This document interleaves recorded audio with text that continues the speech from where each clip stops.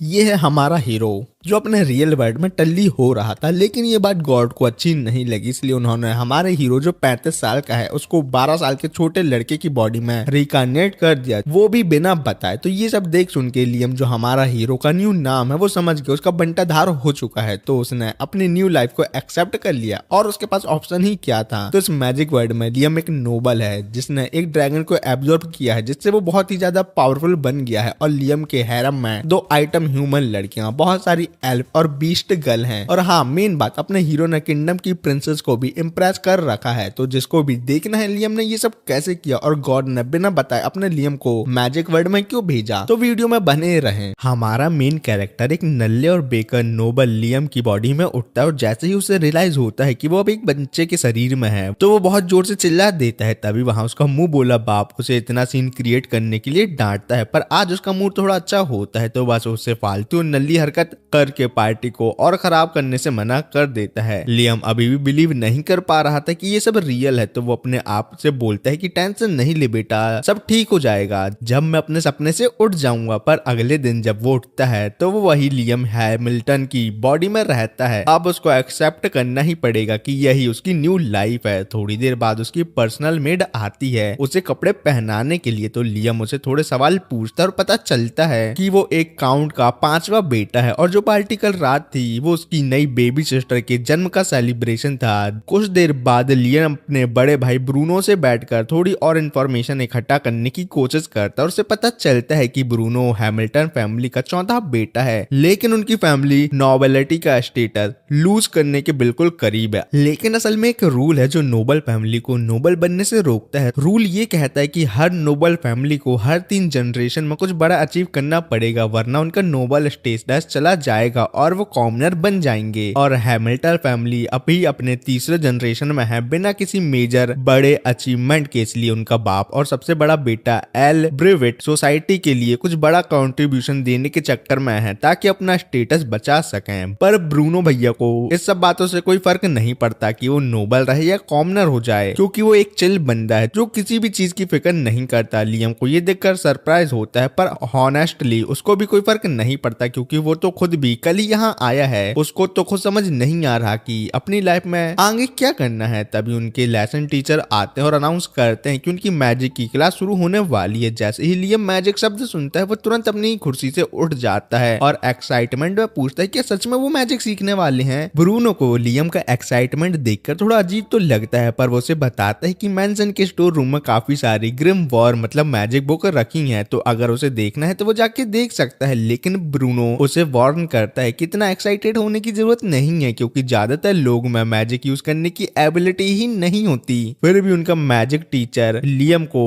Encourage करता है कि वो मैजिक समझने की कोशिश करे, चाहे वो उसे यूज भी ना कर सके। लियम अपनी मेट से कहता है कि उसे ग्रिम वॉर लाइब्रेरी दिखाए, तो वो उसे मैंशन के स्टडी रूम में ले जाती है। लियम लाइब्रेरी को देखकर पागल हो जाता है। वो सेल्फ देखते हुए एक बेसिक फायर बॉल वाली किताब उठाता है और तुरंत उसे ट्राई करने लगता है। इंस्ट्रक्शन फॉलो करने के बाद वो अपनी उंगली की टिप पर एक छोटी सी आग जला पाता है, जो कि फर्स्ट अटेम्प्ट के हिसाब से काफी अच्छी बात है। फिर वो अपने पापा के ऑफिस जाता है परमिशन लेने के लिए ताकि वो प्रॉपरली ग्रिमवॉर लाइब्रेरी को यूज कर सके, पर उसके पापा उससे बात करना पसंद नहीं करते। वो बस बिना कोई इंटरेस्ट दिखाए बोलते हैं कि लियम को जो करना है वो कर सकता है। लियम की पापा से बातचीत अच्छी तो नहीं गई थी, पर इम्पोर्टेंट ये है कि पापा ने परमिशन दे दी। अगले कुछ दिन लियम बेसिक एलिमेंटल स्पेल को मास्टर करने में लगा देता है। धीरे धीरे बिना ग्रिमवॉर देखे भी वो स्पेल कास्ट करने लगता है। ये देखकर ब्रूनो शॉक हो जाता है क्योंकि उसमें बिल्कुल भी मैजिक की एबिलिटी नहीं है क्योंकि वो नल्ला है। वो लियम की तारीफ करता और कहता है कि अगर ऐसा ही चलता रहा तो वो अपना एक बड़ा नाम बना लेगा। पर उसके माइंड में एक सवाल आता है, क्या लियम इतनी मेहनत इसलिए कर रहा है क्योंकि उसे नेक्स्ट फैमिली हेड बनना है? अगर ऐसा है तो उसका सबसे बड़ा भाई उसके अगेंस्ट हो सकता है। पर लियम को फैमिली पॉलिटिक्स में कोई इंटरेस्ट नहीं है, उसको बस अपना मैजिक कूल लगता है। जब उससे नोवाइस स्पेल मास्टर हो जाते हैं तो वो आइस मैजिक सीखना स्टार्ट करता है, लेकिन तभी उसके पापा ने उसे बुला लिया। उसके पापा ने सुना है कि लियम का मैजिक टैलेंट काफी जबरदस्त है। पहले तो उसको लियम में कोई इंटरेस्ट नहीं था, पर अब अचानक से उन्हें उस पर इंटरेस्ट आने लगा है। वो लियम से एक मैजिक डेमोन्स्ट्रेशन मांगते हैं तो लियम बिना ग्रिमवॉर के एक स्पेल कास्ट करके दिखा देता है। काउंट ये देखकर बहुत खुश होता है क्योंकि शायद लियम का टैलेंट की वजह से फैमिली का नोबल स्टेटस बचा रह सकता है। तभी एक रिपोर्ट आती है कि उनके लैंड पर एक डेंजरस आदमी देखा गया है, तो काउंट तुरंत अपनी आर्मी को बोलता है कि उस आदमी को पकड़ा जाए। ये सब बातों में लियम को कोई इंटरेस्ट नहीं था, तो वो जंगल में मैजिक प्रैक्टिस करने चला आता है। वहां से एक आदमी मिलता है जो एक पेड़ के नीचे बैठा होता है। जैसे ही वो लियम को देखता है तो वो थोड़ा टेंशन में लगने लगता है। वो लियम से पूछता है क्या वो हैमिल्टन फैमिली से है और क्या वो उसे यहाँ पकड़ने आया है। लियम पहले तो बोलता हाँ मैं हैमिल्टन फैमिली का मेंबर हूँ, पर उसे पकड़ने में लियम को कोई इंटरेस्ट नहीं है। ये सुन के वो आदमी रिलैक्स हो जाता है, पर उसकी नजर लियम के हाथों की ग्रिमवॉर पर पड़ती है। वो पूछता है कि क्या लियम मैजिक पढ़ रहा है। लियम हाँ कहता है और बोलता है मैं प्रैक्टिस करने जा रहा हूँ। तभी वो आदमी उससे पूछता है कि क्या वो एक और इफेक्टिव वे सीखना चाहता है मैजिक यूज करने का। ये सुनकर लियम एक्साइटेड हो जाता है। वो आदमी उसको एक ऐसी टेक्निक दिखाता है जो एक साथ 5 अलग अलग मैजिक यूज कर देती है। लियम ये देखकर शॉक हो जाता है। फिर आदमी उसको एक चैलेंज देता है कि एक साथ 2 स्पेल कास्ट करे।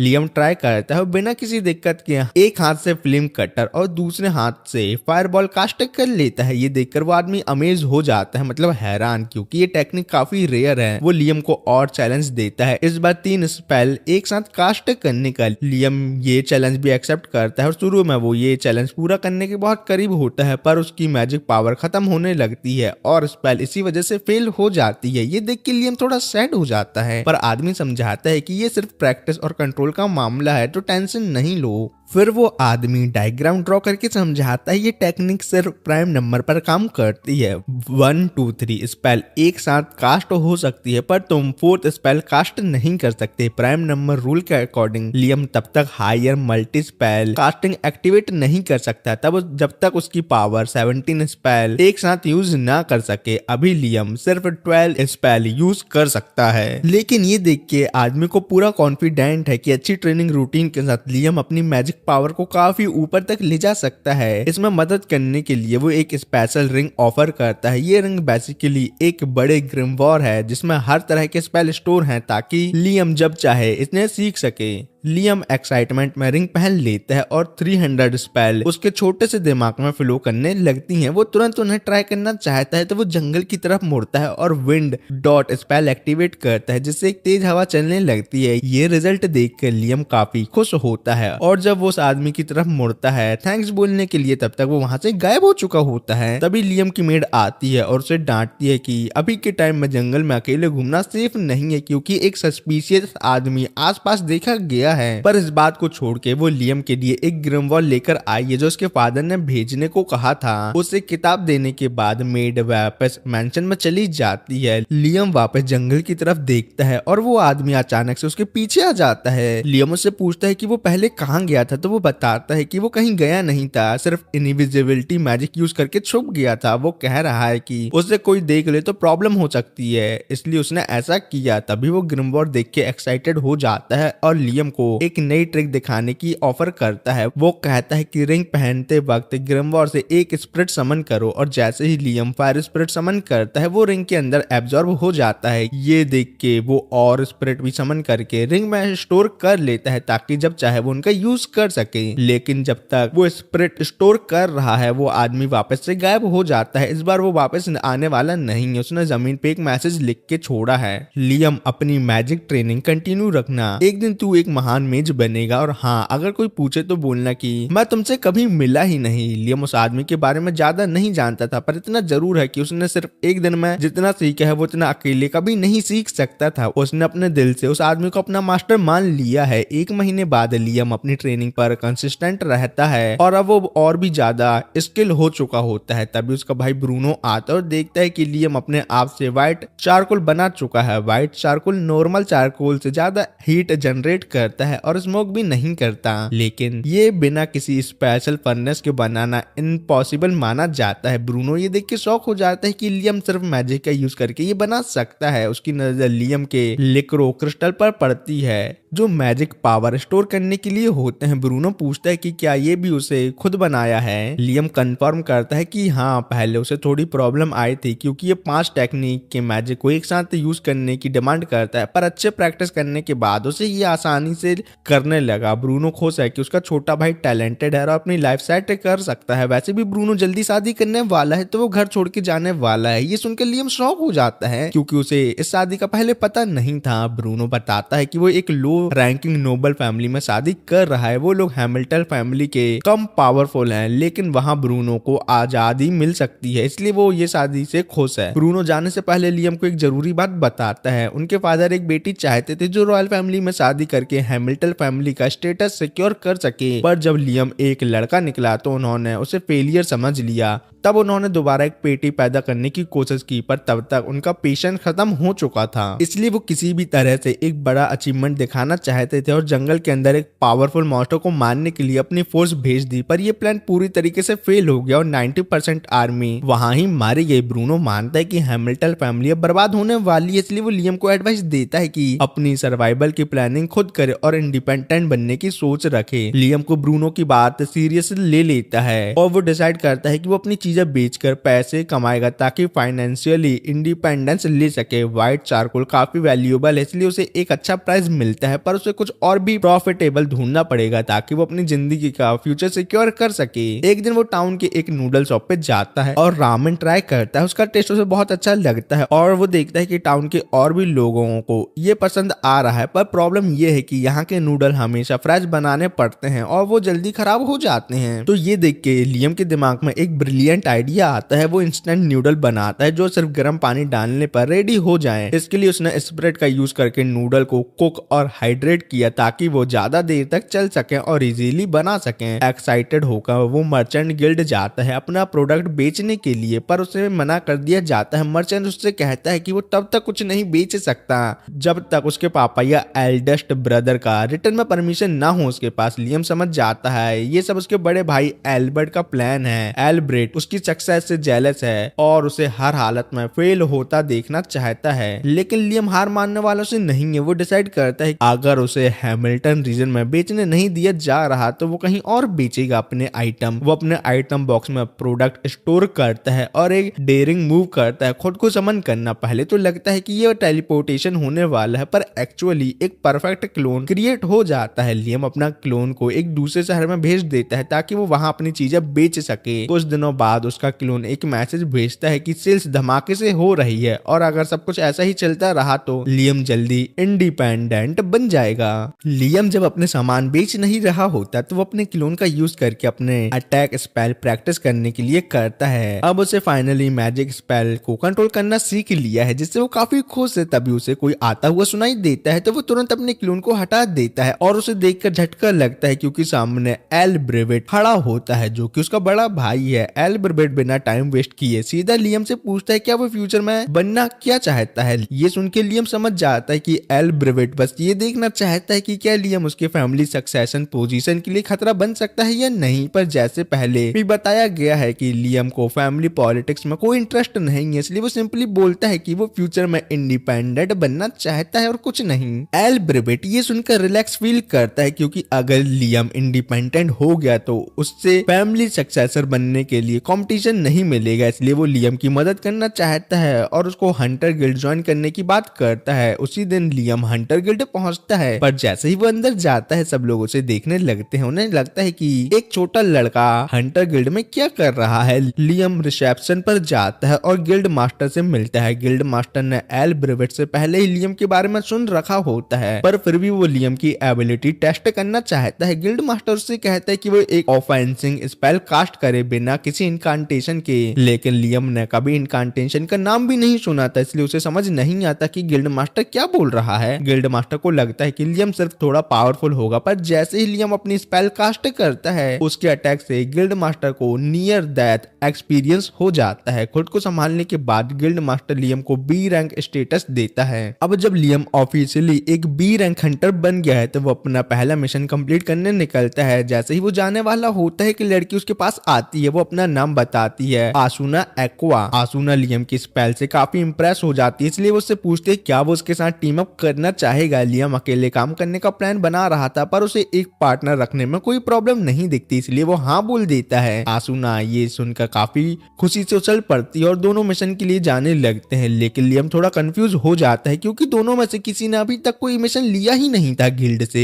तब आसुना समझाती है कि ए रैंक या उससे ऊपर के हंटर को ही ऑफिशियल मिशन दिए जाते हैं, बाकी सबको खुद से डेंजरस मॉन्स्टर ढूंढकर मारना पड़ता है जिसके बदले में रिवॉर्ड मिलेगा उनको। जैसे ही वो दोनों मिशन पर निकलते हैं उन्हें एक वुल्फ मॉन्स्टर मिलता है, पर प्रॉब्लम तब हो जाती है जब वो एक वुल्फ नहीं बल्कि वुल्फ का पूरा पैक निकलता है। आसुना टेंशन में आ जाती है क्योंकि इतने सारे वुल्फ को एक साथ संभालना बहुत मुश्किल हो सकता है। लियम को लगता है कि ये तो एक इजी फाइट होने वाली है। वो आसुना से कहता है कि बस वो वुल्फ को खत्म करने के लिए रेडी रहे, बाकी काम वो खुद कर लेगा। फिर वो कुछ अर्थ स्पेल समन करता है और उन्हें वुल्फ के सामने वेट की तरह रखता है। जैसे ही वुल्फ स्पिरिट पर अटैक करते हैं, लियम उन्हें स्पिरिट को एक्सपांड करके वुल्फ के जबड़े लॉक कर देता है। अब जब वुल्फ एक जगह अटक जाते हैं, आसुना आराम से उन्हें एक एक करके मार देती है। टोटल 42 वुल्फ मार दिए जाते हैं। जब वो उनका प्रूफ गिल्ड मास्टर को दिखाते हैं तो वो दोनों की स्किल से इतना इंप्रेस हो जाता है कि उन्हें एक स्पेशल मिशन दे देता है। वो बताता है कि कुछ दिन बाद एक इम्पोर्टेंट गेस्ट टाउन में आने वाला है, पर अभी एक आर्मर्ड कैटरपिलर रास्ते को ब्लॉक कर रहा है। अगर वो गेस्ट टाउन आते वक्त उस मॉन्स्टर से टकरा गया तो बड़ी प्रॉब्लम हो सकती है, इसलिए वो चाहते हैं कि लियम और आसुना उस कैटरपिलर को मार दें। वो दोनों मॉन्स्टर ढूंढने निकलते हैं और जल्दी ही उसे ढूंढ भी लेते हैं, पर कोई भी अटैक उस पर असर नहीं कर रहा था। आसुना के स्ट्राइक या लियम के मैजिक सब उस टफ आर्मर से टपक जा रहे थे। थोड़ी देर बाद आसुना मजाक में कहती है कि शायद बस एक मीटियोर ही उस कैटरपिलर के आर्मर को तोड़ सकता है। ये सुन के लियम के दिमाग में एक आइडिया आता है। वो आसुना से कहता है कि कैटरपिलर का ध्यान भटकाए जब तक वो अपनी तैयारी करता है। आसुना भी बिना ज्यादा सोचे लियम की बात मानती है और कैटरपिलर का ध्यान अपनी तरफ खींचने लगती है। जब मॉन्स्टर सही पोजीशन में आता है तब लियम अपने आइटम बॉक्स ओपन करता है और उसमें से एक बड़ा सा पत्थर कैटरपिलर के ऊपर गिरा देता है जिससे वो मारा जाता है। गिल्ड मास्टर लियम और आसुना की परफॉर्मेंस से इतना खुश होता है कि वो उन्हें प्रॉमिस रिवॉर्ड से 5 गुना ज्यादा पैसे देने का ऑफर करता है। कुछ दिन बाद जब वो इम्पोर्टेंट गेस्ट आता है तो सारे टाउन उसे वेलकम करने बाहर आता है। लियम के फादर और एल ब्रिविड भी वहां होते हैं, पर सरप्राइजिंगली वो इम्पोर्टेंट गेस्ट लियम में इंटरेस्ट लेने लगता है। उस गेस्ट का नाम जेम्स स्टैनले होता है। वो लियम को मिलने के लिए बुलाता है, पर लियम को बिल्कुल समझ नहीं आता कि जेम्स को उससे क्या काम हो सकता है। जेम्स पहले तो अपना इंट्रोडक्शन देता है, फिर सीधा मुद्दे पे आता है। वो लियम से पूछता है कि उसके पास रेमंड की रिंग कैसे आई। उसे लगता है कि लियम ने वो चुराई है। लियम तुरंत गुस्से में चिल्लाता है कि वो अपने मास्टर के साथ कभी ऐसा नहीं करेगा। फिर वो पूरा इंसिडेंट बताता है जो उसके और रेमंड के बीच फॉरेस्ट में हुआ था। जेम्स को ये सुनकर हंसी आ जाती है क्योंकि ये सुनने में एकदम रेमंड की स्टाइल जैसा लगता है। वो लियम से माफी मांगता है कि उसे नहीं पता था कि रेमंड ने एक स्टूडेंट बना रखा है, पर जब वो वहाँ है तो वो देखना चाहता है कि रेमंड का स्टूडेंट कितना स्ट्रॉन्ग है। वो अपने असिस्टेंट शिमोन को कॉर्नर में खड़े होने के लिए कहता है। लियम से बोलता है वो अपना सबसे पावरफुल फायर स्पेल उस पर फायर करे। लियम टेस्ट एक्सेप्ट कर लेता है, पर इस बार वो एक इनकांटेशन यूज करने का प्लान बनाता है जो उसके स्पेल पावर को और बूस्ट करेगा। इनकांटेशन तभी बेस्ट काम करता है जब उसमें दिया गया सबकास्टर के कुछ इंपॉर्टेंट हो, इसलिए लियम अपना फेवरेट हीरोइन के नाम बोलना शुरू कर देता है। उसका इनकांटेशन काम करता है और उसकी मैजिक मिसाइल का अटैक नॉर्मल 7 से बढ़कर 11 हो जाता है। बेचारा शिमोन जो सोच रहा था कि ये सिर्फ एक नॉर्मल टेस्ट होगा, अटैक से बच नहीं पाता और घायल हो जाता है। जेम्स लियम की हाई वॉल्यूम मैजिक की कैपेसिटी से काफी इंप्रेस होता है, इसलिए वो उसे एक रिवॉर्ड ऑफर करता है और बोलता है कि वो उसे नाइट का स्टेटस देगा। नाइट बनने का मतलब है कि लियम अब ऑफिशियली इंडिपेंडेंट हो गया है, तो एल ब्रिविड भी शायद उस पर अब नजर रखना बंद कर देगा। जेम्स रेमंड को अच्छे से जानता है, इसलिए उसे पता है कि रेमंड प्रैक्टिकल जोक पसंद करता है। वो लियम से पूछता है कि उसके साथ कुछ रिसेंटली कुछ अजीब हुआ है। तब लियम को याद आता है कि जब वो अपने आइटम बॉक्स को मास्टर कर रहा था तब उसने फॉरेस्ट की लेक का पूरा पानी एब्जॉर्ब कर लिया था। तब उसे एक लेटर मिला था जो रेमंड ने छोड़ा था। लेटर में लिखा था कि रेमंड उसे ग्रेजुएशन गिफ्ट में 100 kg गोल्ड देना चाहता है, पर वो पूरे लेक के अंदर डूब गया है, इसलिए रेमंड ने डिसाइड किया कि वो गोल्ड को डस्ट गोल्ड में कन्वर्ट करके रिवर में मिला देगा। लियम को लगता है कि ये सब बस एक वेस्ट है, पर जेम्स के अकॉर्डिंग रेमंड कभी बिना किसी वजह के ऐसा कुछ नहीं करता। शायद इसके पीछे कुछ और मिस्ट्री हो सकती है। जेम्स के कहने पर लियम लेक वापस जाता है और एक बार फिर से पूरा पानी आमानिशा कर लेता है, मतलब एब्जॉर्ब। लियम इस बार वो एक नई ट्रिक यूज करता है। वो अपने आइटम बॉक्स से पानी और गोल्ड डस्ट को अलग अलग करने का प्लान बनाता है। जैसे ही वो ये करता है एक हिडन डोर एक्टिवेट हो जाता है। अंदर उसे एक और नोट मिलता है जो रेमंड ने ही लिखा होता है। नोट में लिखा होता है कि अगर लियम ये पजल सॉल्व कर पाया तो उसका असली ग्रेजुएशन गिफ्ट एक मैक्सिमम लेवल ग्रिम वॉर है। रेमंड खुद कभी इसे मास्टर नहीं कर पाया था, पर शायद लियम इसे यूज कर सके। लियम ग्रिम वॉर देखने लगता है और उसमें एक काफी इंटरेस्टिंग स्पेल मिलती है, एनदर वर्ल्ड नाम की। काफी घंटों की प्रैक्टिस के बाद लियम फाइनली स्पेल को सक्सेसफुली कास्ट कर लेता है। ये स्पेल एक अलग डायमेंशन बनाता है जिसमें सिर्फ लियम का कंट्रोल हो सकता है। वो कहीं भी गेटवे ओपन कर सकता है और बिना उसकी परमिशन के कोई अंदर भी नहीं आ सकता। लियम स्पेल से इतना खुश होता है जैसे ही उसे मौका मिलता है वो आसुना के साथ वापस हंटिंग के लिए निकल पड़ता है। इस बार उनका अपोनेंट एक फ्रॉग होता है। पहले लियम अपने फायर स्पिरिट से अटैक करता है पर वो इनफ नहीं होता और फ्रॉग अपना अटैक चार्ज करने लगता है। अटैक स्टार्ट होने से पहले लियम आसुना को अपनी पॉकेट डायमेंशन में खींच लेता है जिस वजह से दोनों सेफ हो जाते हैं। जब फ्रॉग फाइनली थक जाता है तब वो उसे इजीली खत्म कर देते हैं। बाद में जब वो गिल्ड वापस जाते हैं तो गिल्ड मास्टर उनका फ्रॉग मैजिक स्टोन देखकर शॉक हो जाता है। ये एक ए रैंक क्वेस्ट थी जो उन्होंने बहुत जल्दी कंप्लीट कर दी। आसुना गिल्ड मास्टर पर गुस्सा होती है क्योंकि वो सिर्फ लियम की तारीफ कर रहा है तो गिल्ड मास्टर माफी मांगता है, पर सच में वो आसुना को भूल गया था क्योंकि मोस्टली काम लियम नहीं किया था। वो ये भी नोटिस करता है कि आसुना को ये लग रहा है कि वो लियम से काफी वीक है, इसलिए वो एक रिस्पॉन्सिबल सॉल्यूशन सजेस्ट करता है। लियम आसुना को अपनी स्लेव बना ले।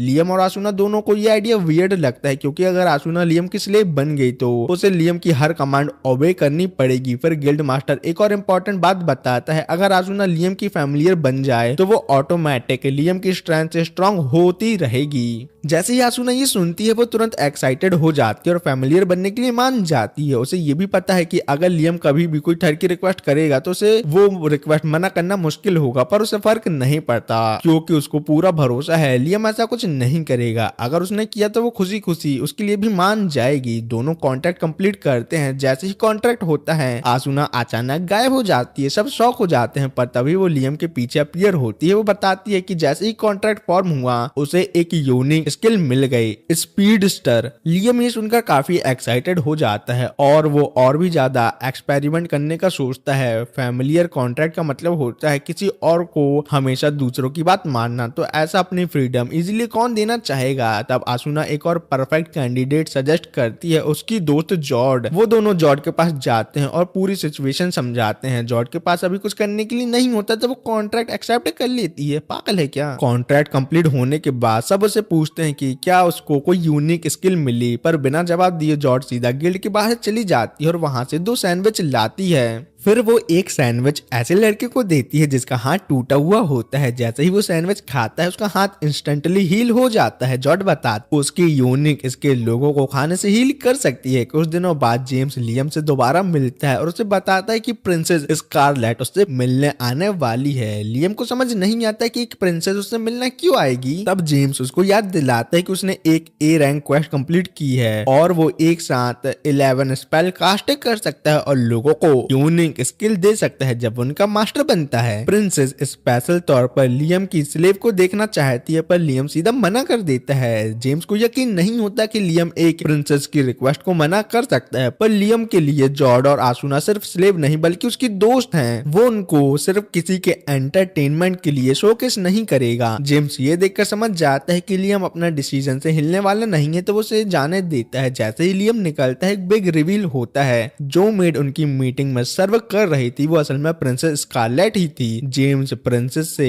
लियम के साइड से माफी मांगता है पर प्रिंसेस एक्चुअली इससे और भी ज्यादा इंटरेस्टेड हो जाती है लियम पे। उसे ये देखना है कि क्या लियम सच में अपने प्रिंसिपल पर टिक सकता है जब वो उससे फेस टू फेस मिलेगा।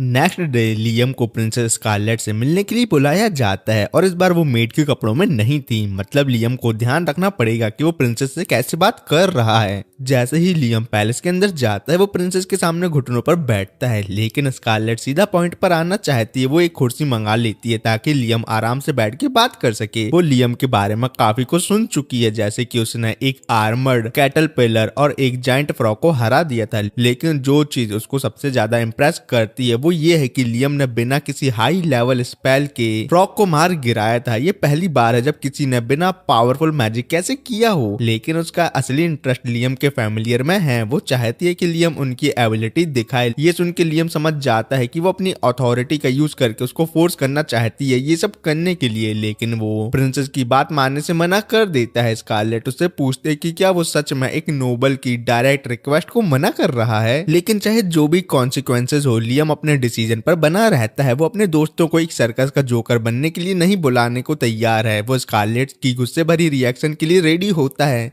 लेकिन स्कारलेट जोर जोर से हंसने लगती है। उसके हिसाब से लियम पहला इंसान है जो किसी भी हायर रैंक के सामने अपने मॉरल पर टिका रहा, मतलब अपनी बात पर टिका रहा। और प्रिंसेस को ये बात काफी मजेदार लगी है, इसलिए वो लियम को रिवॉर्ड देना चाहती है और वो लियम को बैरन का टाइटल देती है। बैरन मतलब नवाब। लेकिन ये सुन के लियम डर जाता है क्योंकि उसके हिसाब से उसने ऐसा कुछ किया ही नहीं है जो उसे ये टाइटल मिल सके, लेकिन स्कारलेट ने उसको पसंद कर लिया है और वो प्रिंसेस है तो वो जो चाहे वो कर सकती है। अगर लियम ने उसकी बात नहीं मानी तो लियम नोबल स्टेटस लूज कर देगा, लेकिन स्कारलेट के पास एक और सरप्राइज है। वो लियम को एक फैमिलियर कॉन्ट्रैक्ट ग्रिमवॉर देती है। ये सुनते ही लियम एक्साइटेड हो जाता है। प्रिंसेस भी सोचने लगती है लियम को बैरन बनने की खुशी नहीं है बल्कि उसको ग्रिमवॉर मिल गई, उसकी ज्यादा खुशी हो रही है। सही में ये लड़का मैजिक के लिए पागल है। फिर लियम स्कारलेट का धन्यवाद करता है और तुरंत प्रैक्टिस करने के लिए निकल जाता है। थोड़ी देर बाद लियम एक फॉरेस्ट में बैठा होता है और अपनी नई ग्रिमवॉर को पढ़ता है। उसके अंदर की स्पेल काफी इजीली काम करती है, लेकिन जब तक वो पूरी तरीके से उसके मास्टर नहीं कर लेता उसका फैमिलियर कॉन्ट्रैक्ट परमानेंट नहीं होंगे। लेकिन तभी उसका भाई ब्रूनो उसके पास आता है। लियम को काफी सरप्राइज होता है क्योंकि ब्रूनो तो शादी करके घर छोड़ चुका था। वो ब्रूनो से पूछता है कि वो यहाँ क्यों आया है। ब्रूनो के पास कोई खास वजह नहीं होती, बस वो चिल करने आया है और लियम को बैरन बनने पर कॉन्ग्रेचुलेट करना चाहता था। वो बताता है कि अब लियम उनके फादर से ज्यादा हाई रैंक पर है। लियम ये बात समझ नहीं पाता क्योंकि उनके फादर एक काउंट है और वो सिर्फ एक बैरन। तब ब्रूनो समझाता है कि इस कंट्री में नोबल दो तरीके से होते हैं, जो अपनी मेहनत से टाइटल अर्न करते हैं और दूसरे पैदा होते ही अपनी नोबल फैमिली का टाइटल लेकर नोबल बनते हैं। मेहनत से टाइटल वाले नोबल ज्यादा अच्छे माने जाते हैं। लियम को पहले ये बात नहीं पता थी, लेकिन उसको कोई फर्क नहीं पड़ता। उसको सिर्फ मैजिक सीखना है और फालतू चीजों में टाइम वेस्ट नहीं करना। जब वो पैलेस के हॉल से गुजर रहा होता है तब उसकी मुलाकात उसके बड़े भाई एल ब्रेविट से होती है। लियम उसको ग्रीट करता है, लेकिन एल ब्रेविट इग्नोर कर देता है। ये देख के लियम कंफ्यूज हो जाता है कि भाई मेरा भाई इतना गुस्से में क्यों है। दूसरी तरफ एल ब्रेविट जल रहा होता है, उसको बर्दाश्त नहीं हो रहा उसका स्टूपिड छोटा भाई उससे ज्यादा फेमस हो रहा है। चलने के दौरान उसको 2 मिनट की बातें सुनाई देती है जो लियम के अचीवमेंट की तारीफ कर रही होती हैं। ये सुनते ही उसका दिमाग घूम जाता है। वो मेट पर चिल्लाता और कहता है कि अगर उनको लियम इतना अच्छा लगता है तो वो जाकर उसके साथ काम क्यों नहीं करती। लेकिन एल ब्रेविट यहाँ नहीं रुकता। वो उनसे डायरेक्टली पूछता है कि क्या उनको लगता है कि लियम उससे ज्यादा बेटर है। रियल आंसर तो ऑब्वियस है कि एक तरफ लियम जो एक मैजिक प्रोटेजी है और 12 साल की उम्र में एक टाइटल अर्न कर चुका है और दूसरी तरफ एल ब्रेविट जो बस एक फालतू बच्चा है जो कभी कुछ खास अचीव नहीं कर पाए। लेकिन मेड अपनी जॉब लूज करना नहीं चाहती थी तो वो एल ब्रेविट को बोलती है कि हाँ आप लियम से बेटर हैं। एल ब्रेविट गुस्से में वहां से निकल जाता है और डिसाइड करता है कि अब वो भी कुछ बड़ा अचीव करेगा ताकि सबको प्रूव कर सके कि वो लियम से बेटर है। दूसरे दिन लियम टाउन में आसूना और जॉर्ज से मिलता है। इन तीनों की काफी पॉपुलैरिटी बढ़ चुकी है, स्पेशली क्योंकि आसूना और और दोनों काफी प्रिटी हैं। इसी वजह से क्राउड के सारे लड़के लियम को गुस्से से देख रहे होते हैं जैसे वो कोई विलन हो। लेकिन लियम चाहता है कि वो तीनों ऑफिशियली एक पार्टी फॉर्म करें, लेकिन वो किसी पर जबरदस्ती नहीं करना चाहता। तो अब उनसे पूछता है कि क्या उनको ये आइडिया पसंद है। आसूना और जॉर्ज दोनों को कोई दिक्कत नहीं होती तो वो एग्री कर लेती हैं। बाद में ये तीनों एक मिशन के लिए फॉरेस्ट में जाते हैं। जॉर्ज अपने बो एंड एरो का यूज करके एक वुल्फ के गले में अपनी एरो मारती है और दूसरे ही पल पल में आसुना उस वुल्फ को अपनी शॉट से मार देती है। लियम आसुना की तारीफ करता है क्योंकि वो फैमिलियर बनने के बाद और भी फास्ट हो चुकी है। जॉर्ड भी नोटिस करती है कि उसकी आई साइट इंप्रूव हो चुकी है क्योंकि कॉन्ट्रैक्ट की वजह से वो एक बार फिर से एक जवान लड़की बन गई है। लियम जॉर्ड से पूछता है कि क्या बेटर विजन हमेशा अच्छी चीज होती है। जॉर्ड हाँ बोलती है, उसके लिए तो हमेशा से ये एक ब्लेसिंग है क्योंकि वो एक आर्चर जो है। ये सुनते ही लियम एक छोटा सा एन्चेंटमेंट स्पेल कास्ट करता है जिससे जॉर्ड का विजन और इम्प्रूव हो जाता है। आसुना भी एक्साइटेड हो जाती है और लियम से कहती है कि वो उस पर भी एक एन्चेंटमेंट स्पेल कास्ट कर दे, लेकिन लियम ऐसा नहीं करता क्योंकि कॉम्बैट पावर एनहांस करना बहुत ही ज्यादा रिस्की हो सकता है क्योंकि अगर उसकी बॉडी स्ट्रेस हैंडल नहीं कर पाई तो उसकी बोन टूट सकती हैं। लेकिन विजन एनहांस करने में कोई रिस्क नहीं है तो वो सिर्फ जॉर्ड पर स्पेल यूज करता है। अब जॉर्ड लिटरली एक बीजीएमआई की प्रो स्नाइपर बन चुकी है और उसको ये गिफ्ट देने के लिए वो लियम की बहुत ग्रेटफुल है। पूरे दिन हंटिंग करने के बाद जब ये तीनों वापस गिल्ड पहुंचते हैं तो वहां उन्हें काफी कियोस मिलता है। वो पूछते हैं कि क्या हुआ तो पता चलता है कि एल ब्रिवेट ने फॉरेस्ट की एक डेंजरस सील तोड़ दी। लियम तुरंत समझ जाता है कि उसका भाई अपने आप को प्रूव करने के चक्कर में कुछ गड़बड़ कर चुका है। वो गिल्टी फील करता है कि ये उसी की वजह से हुआ है तो वो बिना किसी देरी के फॉरेस्ट की तरफ भाग जाता है ताकि सिचुएशन हैंडल कर सके। जंगल में बहुत सारे सोल्जर बुरी तरीके से इंजर्ड थे और काफी सारे ऑलरेडी मर चुके थे। ये देखकर लियम डर जाता है। उसकी नजर अचानक एल ब्रिवेट पर पड़ती है जो जमीन पर घायल होता है। लियम तुरंत उसके पास भागता है ताकि चेक करे कि वो ठीक है या नहीं, लेकिन जैसे ही एल ब्रिवेट उसको देखता है वो उठ जाता है और चिल्लाने लगता है कि मैं अभी हारा नहीं हूँ। बस तभी गिल्ड मास्टर एक बड़ा सा डंडा उठाता है और एल ब्रिवेट के सर पर जोर से मार देता है। उसका रीजन सिंपल है, यहाँ ऑलरेडी सिचुएशन इतनी खराब है तो वो दो बड़े घर के लड़कों की बच्चों वाली फाइट यहाँ होने नहीं दे सकता। जब एल ब्रिवेट को वहां से ले जाया जाता है तो गिल्ड मास्टर लियम के पास आता है और कहता है कि उसको बहुत खुशी है कि लियम यहाँ आ गया। आसुना पूछते कि यहाँ क्या हो रहा है तो गिल्ड मास्टर एक्सप्लेन करता है कि ड्रैगन क्वीन रेडन कभी इन वुड में सील किया गया था और ये सब पॉसिबल था सिर्फ लियम के ग्रेट ग्रैंडफादर की मेहनत की वजह से। लेकिन एल ब्रिवेट ने वो सील तोड़ दी जिससे वो उसको मार के फेमस हो सके, लेकिन एल ब्रिवेट हारा गया। लेकिन प्रॉब्लम रेडन से ज्यादा डेंजरस उसके छोटे ड्रैगन है। गिल्ड मास्टर बताता है रेडन को दोबारा सील करने का तरीका उनको पता है। वो ऑलरेडी सब जरूरी लोग गैदर कर चुके हैं जो सील दोबारा एक्टिवेट कर सके, लेकिन एक प्रॉब्लम है। रेडन के बच्चे जो छोटे ड्रैगन जिन्हें लिटिल रॉन्स बोला जाता है असली तबाही मचा रहे हैं। जो भी डिस्ट्रक्शन हुई है उनका असली कल्प्रेट रेडन नहीं बल्कि उसके छोटे छोटे बच्चे हैं। और अगर ये छोटे ड्रैगन इतनी तबाही मचा सकते हैं तो सोचो अगर असली रेडन फुल पावर में आ गया तो वो क्या क्या कर लेगा। लेकिन गुड न्यूज ये है कि रेडन को फुल पावर रिकवर करने में एक वीक लगेगा, मतलब अगर उसको सील करने में सफल हो जाए तो वो ये डिजास्टर अवॉइड कर सकते हैं। तो ये सुन के लियम डिसाइड करता है कि वो पूरी तरीके से मदद करेगा। लियम तुरंत रेडन की लोकेशन पर जाता है जहां उसको 3 छोटे लिटिल रॉन्स गार्ड कर रहे होते हैं। ये ड्रैगन इतने बड़े नहीं है तो आसुना सोचती है कि उसको चांस लेना चाहिए। जैसे ही वो उन पर अटैक करने के लिए भागती है एक लिटिल रॉन एक फायरबॉल शूट करता है। आसुना अटैक को जॉर्ज कर लेती है लेकिन पीछे का एक बड़ा सा ट्री पूरी तरीके से जल जाता है। लियम भी अपनी मैजिक मिसाइल अटैक करता है लेकिन लिटिल रॉन्स अपनी फायरबॉल से उसके अटैक को काउंटर कर देते हैं। ये देख के लियम लिटरली कंफ्यूज हो जाता है कि अब आगे वो क्या करे। उसका स्ट्रॉन्गेस्ट अटैक भी इन पर काम नहीं कर रहा, लेकिन उसके पास एक और ट्रम्प कार्ड है अनदर वर्ल्ड गेट। वो आसुना को ऑर्डर देता है कि वो जॉर्ड को लेके यहाँ से भाग जाए। लिटिल रॉन फुल स्पीड में लियम पर अटैक करने आते हैं लेकिन जैसे ही वो उसके पास आते हैं लियम अपना अनदर वर्ल्ड गेट खोल देता है और तीनों ड्रैगन उसके अंदर गिर जाते हैं। गिल्ड मास्टर को जो अभी हुआ उस पर भरोसा नहीं होता कि लियम ने अकेले तीनों लिटिल रॉन्स को हरा दिया। लियम खुद भी शॉक में होता है क्योंकि ये बहुत क्लोज कॉल था। अब जब छोटे ड्रैगन इंटरफेयर नहीं कर सकते गिल्ड मास्टर पूरी टीम को बुलाता है ताकि रेडन को दोबारा सील किया जा सके। आसुना और जॉर्ड भी वापस आते हैं और रिलीफ फील करते हैं कि सब सेफ है। आसुना पूछते हैं कि उसने ये कौन सी स्पेल यूज की। लियम एक्सप्लेन करता है कि उसने एक सेपरेट डायमेंशन क्रिएट करने वाली स्पेल यूज की जिससे जो भी अंदर जाता है वो वहां ही डिसअपियर हो जाता है। लेकिन तभी लियम एक आवाज सुनता है और अगले ही सेकंड रेडन लियम को अपने माइंड में बुला लेता है। फिर रेडन लियम से पूछता पूछता है तू कौन है, क्योंकि तुम एक ह्यूमन तो हो लेकिन तुम्हारे अंदर एक जबरदस्त सोल छुपी हुई है। ये सुन के लियम थोड़ा कंफ्यूज हो जाता है क्योंकि उसके हिसाब से वो एक नॉर्मल इंसान है,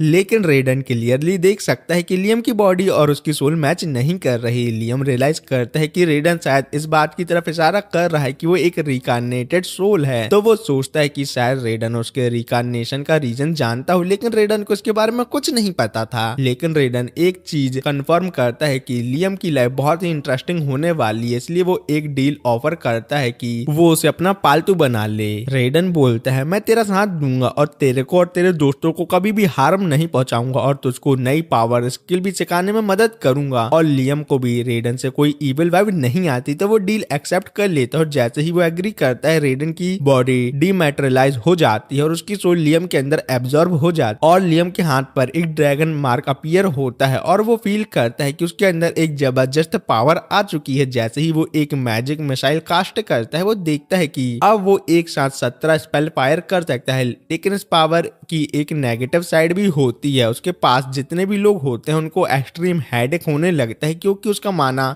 बहुत ज्यादा डांस हो चुका है। लियम तुरंत अपना माना सप्रेस करता है और सबसे माफी मांगता है। अपनी सिंसियरिटी दिखाने के लिए वो गिल्ड मास्टर को 10 केजी गोल्ड डस्ट ऑफर करता है ताकि जो सोल्जर इंजर्ड हुए हैं उनके ट्रीटमेंट का खर्चा निकल सके। रात को लियम के फादर उससे मिलते हैं, वो काफी ग्रेटफुल हैं कि लियम ने एक बड़ा डिजास्टर होने से रोका है और उसको ये भी पता चला है कि जेम्स अभी भी टाउन में ही है, तो ये न्यूज रॉयल कैपिटल तक जरूर पहुंचेगी। और बात रही एल ब्रिविट की, तो वो अभी भी लियम से हार मानने को तैयार नहीं है। अगले दिन जब लियम उठता है तो उसके दिमाग में 2 नए स्पेल होती हैं। वो तुरंत बाहर जाता है प्रैक्टिस करने के लिए। प्रैक्टिस के दौरान वो एक छोटा सा लिटिल रेडन समन करता है। अभी के लिए वो एक पैट जैसा लगता है, लेकिन आगे चलकर वो उसे कॉम्बैट के लिए भी यूज कर सकता है। तभी प्रिंसेस स्कारलेट वहां आ जाती है। जैसे ही वो लियम का मैजिक देखती है तो वो शॉक हो जाती है क्योंकि ये तो होली मैजिक था। वो जानती थी कि लियम टैलेंटेड है, लेकिन इतनी छोटी उम्र में होली मैजिक यूज कर पाना ये तो बहुत ही रेयर बात है। लेकिन वो यहाँ एक और रीजन से आई है, जो है लियम को रिवॉर्ड देना। वो चाहती थी कि लियम को एक और नोबल टाइटल मिले, लेकिन बाकी नोबल ने जेम्स ऐसा करने से उसे रोक दिया, तो उसने लियम को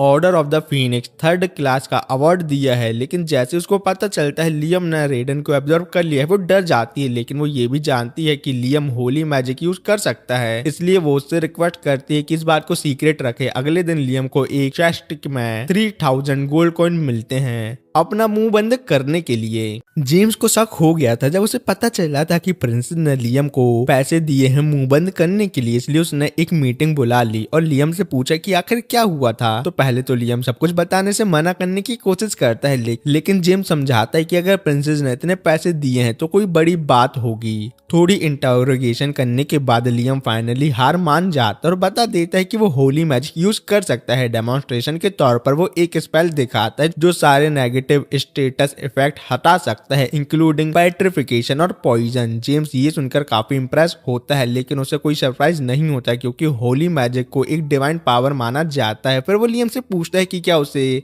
वॉर ऑफ द 3 ड्रैगन के बारे में पता है, और जब लियम मना करता है तो जेम्स उसे कहानी बताने लगता है। बहुत साल पहले 3 महान ड्रैगन के बीच एक बैटल हुई थी जो जब तक चली थी जब तक सिर्फ एक विक्टोरियस ड्रैगन बचा। कहते हैं कि उस ड्रैगन की जीत का रीजन उसका होली मैजिक यूज करना था। उसके बाद वो ड्रैगन एक ह्यूमन के साथ ज्वाइन हो गया और उसके मैजिक से इस किंगडम की नींव रखी गई। जैसे ही जेम्स ज्वाइन का मेंशन करता है, लियम के दिमाग में सबसे पहले थॉट आता है कि शायद ड्रैगन और ह्यूमन ने शादी करके बच्चों को जन्म दिया होगा, लेकिन जेम्स क्लैरिफाई करता है कि ऐसा नहीं है। फिर वो पॉइंट आउट करता है कि लियम खुद इस बात का परफेक्ट एग्जांपल है कि ड्रैगन और ह्यूमन कैसे ज्वाइन हो सकते हैं, और अगर सोचा जाए तो रेडन भी लियम के अंदर एंटर कर चुका है, तो टेक्निकली वो दोनों ज्वाइन ही हैं। जेम्स बोलता है कि लियम इस किंगडम के फाउंडिंग लेजेंड को रिक्रिएट कर रहा है, जो एक बड़ी बात है, लेकिन फिलहाल और भी सीरियस बातें करनी है। हैमिल्टन फैमिली का नोबल स्टेटस उनके ग्रैंडफादर के एक ड्रैगन फील्ड को सील करने की वजह से मिला था, लेकिन अब ये सच सामने आ रहा है कि रेडन ड्रैगन फील्ड नहीं बल्कि खुद इस देश का फाउंडिंग ड्रैगन था। मतलब लियम की फैमिली ने गलती से अपने ही देश के फाउंडर को सील कर दिया। छी छी छी। और अगर ये बात बाहर आई तो हैमिल्टन फैमिली का नोबल नोबल स्टेटस खत्म हो सकता है और लियम ये नहीं चाहता क्योंकि उसके फादर और एल ब्रेविट ने अपनी नोबिलिटी बचाने के लिए क्या कुछ नहीं कर दिया। पर जेम्स को और भी बड़ा कंसर्न है, अगर रेडन ह्यूमन से गुस्सा हो गया तो वो देश से बदला ले सकता है। लेकिन जब लियम अपने दिमाग में रेडन से बात करता है तो रेडन कह देता है कि उसकी ह्यूमन से कोई दुश्मनी नहीं है, उसे सिर्फ लियम की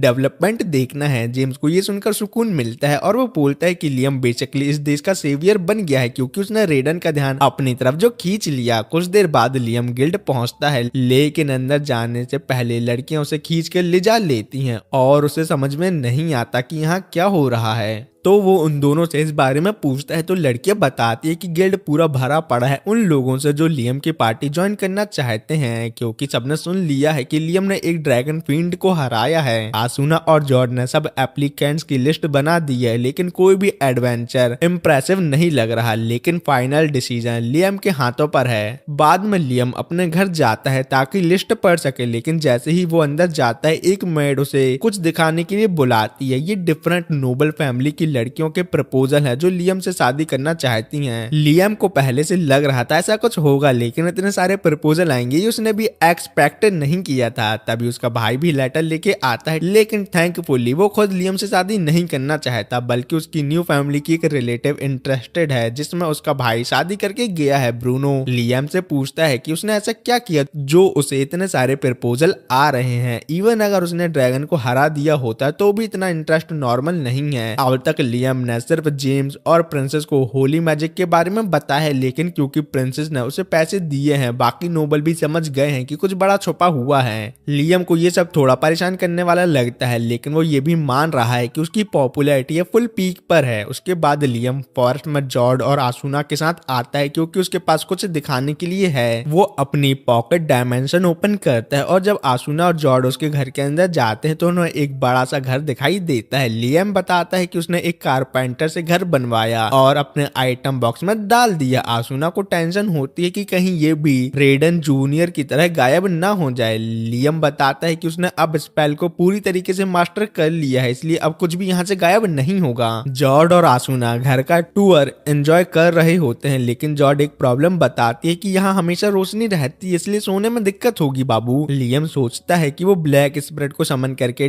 डार्कनेस ला सकता है। जब वो ट्राई करता है तो पूरा एरिया पिच ब्लैक हो जाता है। फिर वो फायर स्पिरिट समन करके फायर प्लेस जलाता है, लेकिन अभी भी पूरा सीन हॉरर मूवी जैसा लग रहा था। लियम सेड मतलब ब्लैक स्पिरिट से पूछता है कि क्या वो डार्कनेस को कंट्रोल कर सकता है, लेकिन सेड लो लेवल होने की वजह से ये नहीं कर सकता। आसुना बोलती कि काश low level said mid level बन सकता, जैसे हम लोग ग्रो होते हैं वैसे ही। और तभी लियम को याद आता है कि उसका फैमिलियर कॉन्ट्रैक्ट स्पिरिट का लेवल बढ़ाता है। वो सेड के साथ कॉन्ट्रैक्ट फॉर्म करता है और सेड मिड लेवल बन जाता है। सेड लियम को थैंक्स बोलता है और अब वो डार्कनेस को एडजस्ट कर सकता है, जिस वजह से अब अंदर रात जैसा फील आने लगता है। सेड के कहने पर लियम उसे अपने मैजिक स्टोर रिंग पर स्टोर कर लेता है। फिर वो बाकी सभी स्पिरिट के साथ भी ऐसा ही करता है, उनका लेवल बढ़ाता है और उन्हें रिंग में स्टोर कर लेता है। इसका मतलब लियम के पास बेसिकली अपना एक मिड लेवल समनिंग ग्रिम्बोर बन चुका है। अगली सुबह रेडन लियम को एक जगह बुलाता और कहता है कि एक रेडन जूनियर समन करो। जैसे ही लियम समन करता है वो एक बैरियर में एक ओपनिंग बनाता है जो रिवील करती है कई पिक्सी जो अब तक छुपी हुई थी। जैसे ही पिक्सी को पता चलता है कि लियम एक ह्यूमन है, वो सब डर के मारे भागने लगती हैं अपनी जान बचाने के लिए। लियम उन्हें शांत करने की कोशिश करता है और समझाता है कि वो उनका दुश्मन नहीं है। वो बताता है कि रेडन ने उसे यहाँ भेजा है और जैसे ही पिक्सी रेडन का नाम सुनती है वो थोड़ा भरोसा करने लगती है। पिक्सी विंग एक वैल्यूएबल आइटम है जो पोशन और दूसरे मैजिकल चीजों के लिए इस्तेमाल होते हैं। इसी वजह से ह्यूमन ने एक समय पर उनका शिकार करना शुरू कर दिया था। इसी वजह से पिक्सी ऑलमोस्ट खत्म होने वाली थी। इसी वजह से रेडन ने खुद एक बैरियर बनाया ताकि वो पिक्सी को प्रोटेक्ट कर सके, लेकिन अब रेडन खुद लियम के अंदर है, वो बैरियर मेंटेन नहीं कर सकता, इसलिए वो चाहता है कि लियम पिक्सी की सुरक्षा करे। इसके लिए लियम सबसे पहले पिक्सी के साथ फैमिलियर कॉन्ट्रैक्ट फॉर्म करना चाहता है और उनसे पूछता है कि क्या वो उसके लिए तैयार हैं। पिक्सी पहले ही रेडन पर भरोसा करते हैं, इसलिए इसलिए वो लियम पे विश्वास भी कर लेती हैं। रेडन उससे कहता है कि जब वो उनके साथ कॉन्ट्रैक्ट करे तो उन्हें नाम भी दे दे, क्योंकि नाम देने से मैजिक और भी पावरफुल हो जाता है। लियम अपना पहला कॉन्ट्रैक्ट करता है और पिक्सी का नाम रेनी रखता है, लेकिन जैसे ही कॉन्ट्रैक्ट कंप्लीट होता है रेनी एक पिक्सी से सीधा एक एल्फ बन जाती है। ओहो, रेडन को ये इंटरेस्टिंग लगता है कि पिक्सी इवॉल्व होके एक एल्फ बन रही है, लेकिन वो ज्यादा सरप्राइज नहीं होता। लेकिन लियम बिल्कुल कंफ्यूज हो जाता है कि ऐसा क्यों हो रहा है। रेडन समझाता है कि जब फैमिलियर कॉन्ट्रैक्ट और नेमिंग दोनों एक साथ होते हैं तो मैजिक का एक पावर रिएक्शन होता है और इसी वजह से पिक्सी इवॉल्व हो गई। रेडन कहता है कि लियम को हर फैमिलियर का नाम रखना चाहिए ताकि और भी स्ट्रॉन्ग एवोल्यूशन हो सके। जैसे ही बाकी पिक्सी ये देखती हैं वो भी बहुत एक्साइटेड हो जाती हैं इवॉल्व होने के लिए और धीरे धीरे लियम सभी पिक्सी को एल्फ में इवॉल्व कर देता है। अब जब सब एल्फ बन चुकी हैं, रे ने लियम से पूछते हैं कि अब उन्हें क्या करना है, क्योंकि वो अब उसके फैमिलियर हैं। लियम ने अब तक इस बारे में नहीं सोचा था, लेकिन क्योंकि वो यहाँ सिर्फ रेडन के कहने पर आया था तो वो उनसे कहता है कि वो अपना एक विलेज बसा लें। वो रेनी को विलेज का लीडर बना देता है क्योंकि वो पहली पिक्सी थी जो इवॉल्व हुई थी और वैसे भी लियम को उसका नाम बस याद है, बाकी सभी का नहीं। फिर लियम एक माना फ्रूट खाता है जिससे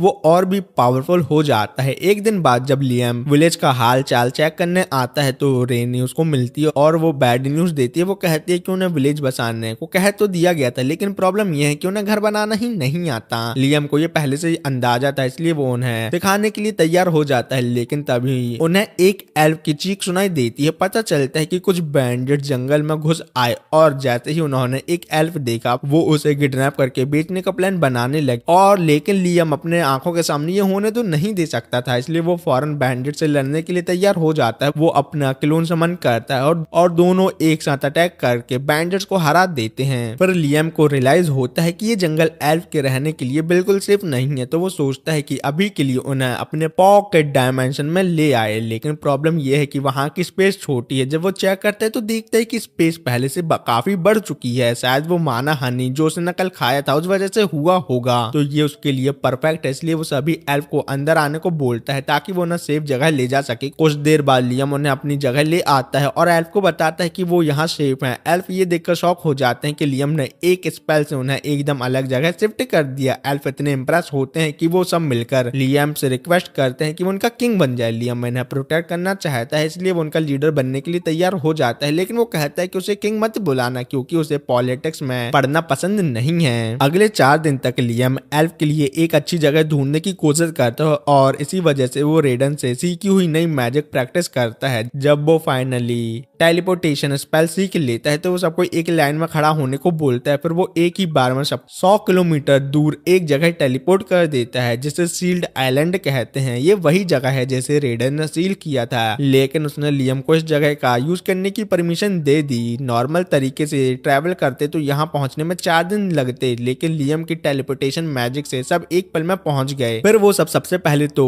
नीचे आते हैं और अपनी वाटर स्पिरिट से लियम एक वाटर सोर्स बनाने को कहता है। फिर लियम एल्फ से कहता है कि वो यहाँ अपना विलेज बसाएं, लेकिन उन्हें घर बनाने के लिए किसी की मदद चाहिए होगी। तो अभी के लिए वो रेडन जूनियर को एल्फ की सुरक्षा करने के लिए छोड़ देता है और खुद वापस लौट जाता है। जैसे ही वो वापस आता है प्रिंसेस उससे मिलने आती है और पूछते है कि क्या रेडन ने कभी प्रॉमिस लैंड नाम की जगह का जिक्र किया है। लियम को प्रॉमिस लैंड के बारे में नहीं पता, लेकिन वो प्रिंसेस को बताता है कि रेडन ने उसे सील्ड लैंड यूज करने की परमिशन दे दी। प्रिंसेस उससे कहती है कि वो उसे वहां ले जाए, लेकिन बदले में लियम एक चीज मांगता है। वो चाहता है कि प्रिंसेस उसके साथ एक कोर्ट इंजीनियर ले आए क्योंकि उसे एक प्रोजेक्ट पूरा करना है। लेकिन असली इंजीनियर को ले जाने के बजाय वो उसका एक क्लोन बनाता है और प्रिंसेस और क्लोन को टेलीपोर्ट करके सील्ड आइलैंड ले जाता है। वहां पहुंचने के बाद प्रिंसेस कंफर्म करती है कि यही प्रॉमिस लैंड है। वो एक पुरानी कहानी सुनाती है जो कहती है कि दुनिया की सैल्वेशन प्रॉमिस लैंड में छुपी है और एक खास रिंग इस जगह की चाबी है। ये रिंग रॉयल फैमिली में जनरेशन से है, लेकिन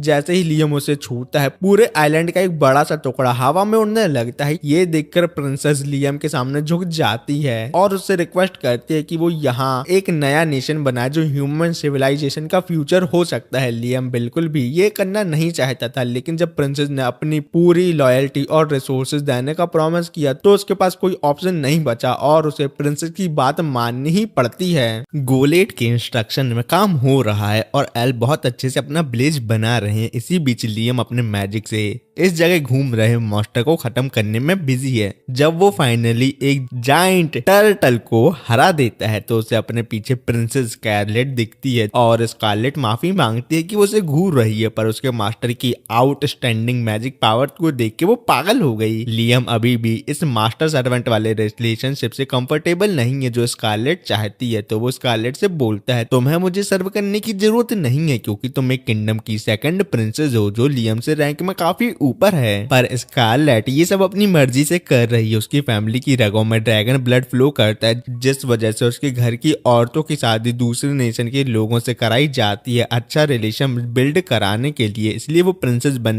के रहने की बजाय ड्रैगन गॉड रेडन के अंडर सर्व करना चाहती है। जब रेडन स्कारलेट की डिवोशन देखता है तो वो उसे पसंद करने लगता है और उसे बोलता है कि 1 किलोमीटर नॉर्थ जाने को क्योंकि वहां कुछ है जो उसे पसंद आ सकता है। लियम और स्कारलेट रेडन के डायरेक्शन फॉलो करते हैं और फॉरेस्ट के बीच एक एंशिएंट रूइन का एंट्रेंस देखते हैं। जब वो अंदर जाते हैं तो न एक मेटल ड्रैगन देखते हैं जो रूम के बीच में बैठा है। जैसे ही वो पास जाते हैं ड्रैगन एक्टिवेट हो जाता है और ऐसा लगता है कि वो अटैक करने वाला है। लियम रेडन से पूछता है कि क्या हो रहा है। रेडन एक्सप्लेन करता है कि ये उसके बनाए गार्ड में से एक है और डेफिनेटली अटैक करेगा, पर अगर लियम उसके फोरहेड पर लेके एंशिएंट लेटर में से एक लेटर हटा दे तो ये पालतू पेट बन जाएगा। ये सुनकर लियम टेलीपोर्ट करके ड्रैगन के फोरहेड तक जाता है और एक होली लेंस का यूज करके के लेटर को हटा देता है जो ड्रैगन के डिफेंस मोड को डीएक्टिवेट कर देता है। ड्रैगन स्कारलेट के ब्लड पर रिएक्ट करता है और उसकी बात सुनने लगता है। स्कारलेट खुशी से ड्रैगन गार्ड को एक्सेप्ट कर लेती है। जब लियम कहने लगता है कि वो सरफेस पे वापस जाने वाला है तो स्कारलेट बोलती है कि वो यहाँ रुकेगी जब तक ड्रैगन फुल्ली रिकवर ना हो जाए। लियम अभी भी स्कारलेट के प्रिंसेस होने के बावजूद उसका ऑर्डर मानने वाले कॉन्सेप्ट से एडजस्ट नहीं हो पा रहा था, तो रेडन उसे सजेस्ट करता है अगर ये ऑकवर्डनेस हटानी है तो लियम को खुद एक इक्वल इम्पोर्टेंट इंसान बनना पड़ेगा। पर ये कहना जितना आसान है करना उतना ही मुश्किल। तभी लियम को विलेज से डिस्टरबेंस महसूस होती है जो एल्फ बना रहे थे। वो तुरंत वहां टेलीपोर्ट होता है और देखता है कि विलेज पूरी तरीके से बर्बाद हो चुका है। एल्फ बताते हैं कि ये सब एक वुल्फ मैन के अटैक की वजह से हुआ है और फिर से वही वुल्फ मैन वापस आते हैं और डिमांड करते हैं कि आउटसाइडर उनके होली नाइट को छोड़कर चले जाएं। लियम समझ जाता है कि उन्हें कोई गलतफहमी हुई है, इसलिए वो उन्हें समझाने की कोशिश करता है कि उनको यहाँ रहने की परमिशन मिली है, पर वुल्फ मैन बिना सुने अटैक कर देते हैं और लियम को टेलीपोर्ट होकर बचना पड़ता है। जब बात नहीं बनती तो लियम अपने पास से एक रेडन जूनियर दिखाता है जो प्रूफ होता है कि रेडन से वो कनेक्टेड है। अब वुल्फ मैन अपनी गलती समझ जाते हैं और सिंसियरली उन लोगों से माफी मांगते हैं। एल्फ बोलते हैं कि कोई बात नहीं क्योंकि वुल्फ मैन सिर्फ अपनी ड्यूटी कर रहे थे। फिर एल्फ सजेस्ट करते हैं कि वुल्फ मैन भी लियम के फैमिलियर बन जाए। वुल्फ मैन का लीडर सोचता है कि ये आइडिया अच्छा है और एग्री कर लेता है। लियम भी मना नहीं करता और कॉन्ट्रैक्ट क्रिएट करता है जिसमें लीडर का नाम क्रिस रखता है, लेकिन क्रिस मेल नहीं फीमेल होती है जिसको देखकर सब हैरान हो जाते हैं। फिर अगले दिन लियम विलेज वापस जाता है और देखता है कि क्रिस और बाकी वुल्फ मैन की वजह से विलेज का काम और तेज हो गया है। जैसे ही क्रिस लियम को देखती है वो एक्साइटेड होकर उसे हग कर लेती है। फिर क्रिस वापस कल अटैक करने के लिए सॉरी बोलती है, पर लियम कह देता है कि जब तक वुल्फ मैन विलेज रिपेयर करने में मदद कर रहे हैं तब तक कोई दिक्कत नहीं है। वैसे तो लियम अपने मैजिक से रिपेयर कर सकता है पर ऐसी कोई स्पेल रिंग में है ही नहीं। तब रेडन बताता है कि अगर कोई स्पेल नहीं है तो लियम खुद एक स्पेल बना सकता है। लियम को ये सुन के सरप्राइज मिलता है कि वो अपनी मैजिक स्पेल भी बना सकता है। रेडन समझाता है कि बस क्लियरली सोचना होगा कि प्रोसेस फॉलो करना है और आगे प्रोसेस को कास्ट करना पड़ता है। लियम एक पीस ऑफ वुड पे स्पेल कास्ट करता है और क्रिस को बोलता है कि उसे तोड़ दे। जैसे ही क्रिस उस पीस को तोड़ती है वो तुरंत अपने ओरिजिनल फॉर्म में आ जाता है। लियम बताता है कि ये स्पेल जो उसने बनाई है उसका नाम है हीट मेमोरी, जो किसी भी ऑब्जेक्ट को एक पर्टिकुलर स्टेट मेंटेन करने देती है चाहे उसके साथ जो भी हो। ये स्पेल सीखने के बाद लियम नए नए स्पेल एक्सपेरिमेंट करने लगता है और एक्सप्लोजिव मैजिक मिसाइल भी बना लेता है।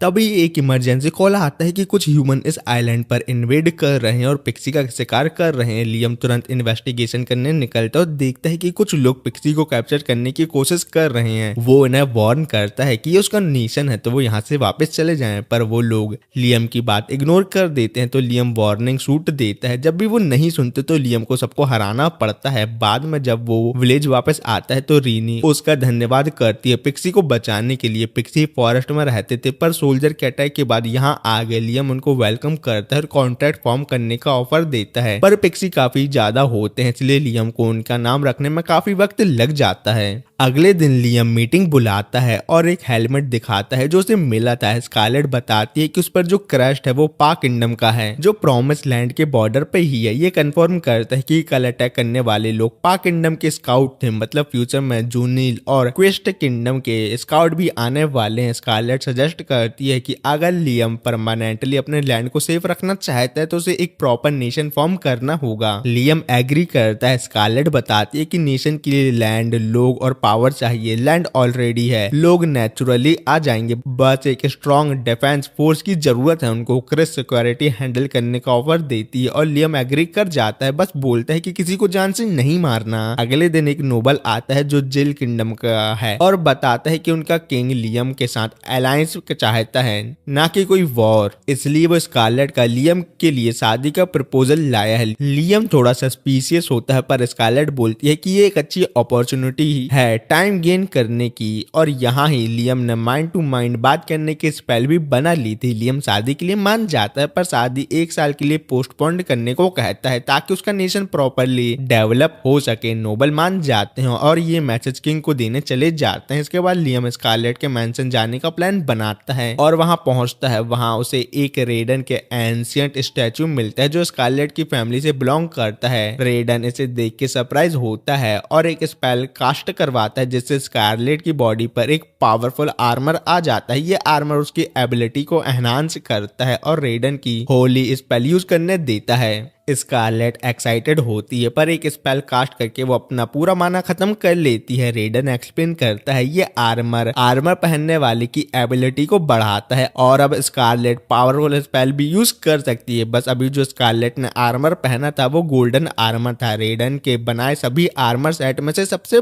पावरफुल। शायद स्कारलेट लो रैंक आर्मर को हैंडल कर सकती है पर वो सब बैटल में खो गए हैं तो अब उनमें से कोई भी स्कारलेट के लिए मिलना इम्पॉसिबल ही था। लियम को ये कोई बड़ी प्रॉब्लम नहीं लगती क्योंकि अगर रेडन ने ये आर्मर बनाया था तो इसका मतलब वो इसे रिक्रिएट कर सकता है ताकि स्कारलेट का बॉडी उस पावर को हैंडल कर सके। रेडन को लाइम का जूस काफी मजेदार लगता है इसलिए वो उसकी मदद करने के लिए एग्री कर लेता है और बताता है कि सबसे पहले उसे हाई क्लास मिथरल चाहिए होगा। लियम स्कारलेट से पूछता है कि क्या वो हाई मिथरल अरेंज कर सकती है आर्मर के लिए और स्कारलेट कहती है कि उसके लिए कोई बड़ी बात नहीं है, तो लियम तुरंत काम पे लग जाता है। थोड़ी मेहनत के बाद लियम फाइनली एक ऐसा आर्मर बना लेता है जो स्कारलेट के लिए परफेक्ट है। वो उसे आर्मर देता है और बोलता है कि पहले उसे एक कॉन्ट्रैक्ट फॉर्म करना पड़ेगा, इसके लिए उसे स्टैचू पे अपना थोड़ा सा ब्लड स्पिल करना होगा। जैसे ही स्कारलेट अपना ब्लड स्टैचू पे गिराती है उसकी बॉडी एक बार फिर से मैजिक आर्मर से कवर हो जाती है, लेकिन इस बार वो बिना गिरे रेडन की स्पेल कास्ट कर पा रही है क्योंकि ऐसा इसलिए हुआ था क्योंकि लियम ने न्यू आर्मर को अपना फैमिलियर बना के नाम दे दिया था जिससे ये और भी पावरफुल हो गया है। ये देख के रेडन काफी इंप्रेस होता है कि लियम ने इतनी इजीली उसका आर्मर रिक्रिएट कर दिया और अपना फैमिलियर भी बना लिया जो वो कभी नहीं कर पाया था। और अब जब आर्मर की बात हो ही रही थी तब रेडन उसे एक और पावरफुल आर्मर के बारे में बताता है जो है रुइन गार्डियन। ये वही आर्मर सेट है जो उसने वॉर ऑफ द गॉड में यूज किया था। रेडन एंकरेज करता है कि लियम इसे ट्राई करे क्योंकि उसके अकॉर्डिंग लियम शायद इस आर्मर को हैंडल कर सके। लियम और स्कारलेट वापस विलेज टेलीपोर्ट करते हैं और लियम एक ड्रॉप ब्लड गार्डियन रेडियन पर डालता है कॉन्ट्रैक्ट फॉर्म करने के लिए। गार्डियन रेडन फिर आर्मर में ट्रांसफॉर्म हो जाता है और लियम इसे पहन लेता है। जैसे ही वो आर्मर पहनता है वो 37 स्पेल एक साथ फायर कर सकता है पर इतनी पावरफुल एबिलिटी यूज करना लियम के लिमिट के बाहर होता है और वो ज्यादा माना यूज करने की वजह से जमीन पर गिर जाता है। स्कारलेट तुरंत उसके पास भाग के आती है देखने के लिए कि वो ठीक है या नहीं, पर लियम एकदम ठीक रहता है। रेडन बहुत इंप्रेस होता है कि लियम न सिर्फ सर्वाइव ही नहीं बल्कि एक स्पेल भी कास्ट कर पाया। अब तक सिर्फ 3 लोग ही ये आर्मर पहनने के बाद जिंदा बचे हैं और लियम पहला ऐसा इंसान है जो एक्चुअली स्पेल कास्ट करने में सक्सेसफुल रहा। पहले रेडन कहता है कि अगर लियम इस आर्मर को पूरी तरीके से मास्टर कर लेता है तो उसके पास पूरी दुनिया पर रूल करने की पावर आ सकती है। फिर लियम क्रिस्टल का यूज करके अपनी माना रिकवरी करता है। गार्डियन आर्मर जितना पावरफुल है उतना ही माना ड्रेन भी करता है, इसलिए लियम डिसाइड करता है कि फिलहाल ट्रेनिंग को होल्ड पर रखेगा और आर्मर को आइटम बॉक्स में डाल देता है। फिर वो स्कारलेट को वापस कैपिटल में टेलीपोर्ट करके खुद विलेज में आके सब कुछ चेक करता है। सब कुछ स्मूथ चल रहा होता है पर तभी रेनी उसके पास आती है एक इम्पोर्टेंट न्यूज लेकर। पता चलता है कि विलेज के पास एक ग्रुप ऑफ ट्रोल रहते हैं यूजुअली ट्रोल या तो बहुत नाइस या तो फिर बहुत वायलेंट मतलब खूंखार होते हैं, और अनफॉर्चुनेटली जो यहाँ ट्रोल हैं वो वायलेंट वाले हैं। अभी तो बड़ा डेंजरस नहीं है, पर क्योंकि दूसरे किंगडम के लोग यहाँ आते रहेंगे तो बेस्ट ये होगा कि लियम ट्रोल को अपने विलेज में शामिल कर ले ताकि कोई आगे फाइट ना हो। फिर लियम ट्रोल की लोकेशन पर जाते हैं उनसे बात करने। वहां लियम को आयरन ओर भी मिलता है, पर जल्दी ही उसका सामना ट्रोल के लीडर से होता है। लीडर पूछता है कि लियम यहाँ क्या कर रहा है, तो लियम बताता है कि वो यहाँ एक नया नेशन बनाने वाला है और चाहता है कि ट्रोल भी उसके साथ जुड़ जाए। पर ट्रोल लीडर इंसानों पे बिल्कुल भरोसा नहीं करता और सीधा लियम को बाहर निकलने के लिए बोलता है, और बात सिर्फ बोलने पर नहीं सीमित रहती, वो लियम को मारने की कोशिश भी करता है। लियम अटैक डॉज करता है क्योंकि वो ट्रोल लीडर को हर्ट नहीं करना चाहता, पर एक भी हिट उसके लिए बहुत डेंजरस हो सकता है। अनफॉर्चुनेटली लियम डॉज करते करते एक होल में गिर जाता है और ट्रैप हो जाता है। ट्रोल लीडर के पास एक क्लीन शॉट होता है और वो फुल पावर के साथ लियम पर अटैक कर देता है। लियम लेकिन तुरंत गार्डियन आर्मर इक्विप कर लेता है, जिस वजह से उसे कोई डैमेज नहीं होता है, लेकिन ये आर्मर लियम की बहुत ज्यादा माना कंज्यूम कर रहा होता है। ट्रोल लीडर शॉक होता है कि एक ह्यूमन ने उसका अटैक सर्वाइव कर लिया, पर वो दोबारा और भी ज्यादा फोर्स के साथ अटैक करने की सोचता है। तभी लियम उसके पीछे ट्रोल के डैमेज को पॉइंट आउट करता है। ब्लाइंड रेंज में आके लीडर ने खुद अपने ही लोगों को हर्ट कर दिया। अगर लियम उसका लास्ट स्ट्राइक हेड ऑन नहीं लेता तो फ्लाइंग रॉक से उसके ट्रोल को सीरियस चोटें लग सकती थी। ट्रोल लीडर को रियलाइज होता है कि उसने गुस्से गुस्से में क्या कर दिया, तो वो शांत होता है और लियम की बात सुनने के लिए रेडी हो जाता है। जब सारे ट्रोल गैदर हो जाते हैं तो लियम उनसे बोलता है कि वो यहाँ एक विलेज बनाने वाला है। अभी तो मोस्टली एल्फ और वेयरवुल्फ रहते हैं, पर फ्यूचर में ह्यूमन भी आएंगे। अगर ट्रोल विलेज का हिस्सा नहीं बने तो ह्यूमन और ट्रोल के बीच लड़ाई हो सकती है, जो ह्यूमन को ट्रोल के खिलाफ भी कर सकता है। ट्रोल लीडर समझता है कि लियम क्या कह रहा है, पर पहले वो विलेज को चेक करना चाहेगा कि वहां रहना सेफ है या नहीं। लियम को इससे कोई प्रॉब्लम नहीं होती, वो ट्रोल को टेलीपोर्ट करके विलेज ले आता है। जब ट्रोल लीडर विलेज को देखता है तो वो हैरान हो जाता है, पर तभी क्रिस उसे स्पॉट कर लेती है और सीधा उस पर अटैक कर देती है। लियम कंफ्यूज होता है कि यहाँ क्या हो रहा है, तो वो क्रिस से पूछता है कि ये किस बात की फाइट है, तो क्रिस बताती है कि वो और ट्रोल लीडर पहले से एक दूसरे को जानते हैं। एक्चुअली ये दोनों एक दूसरे को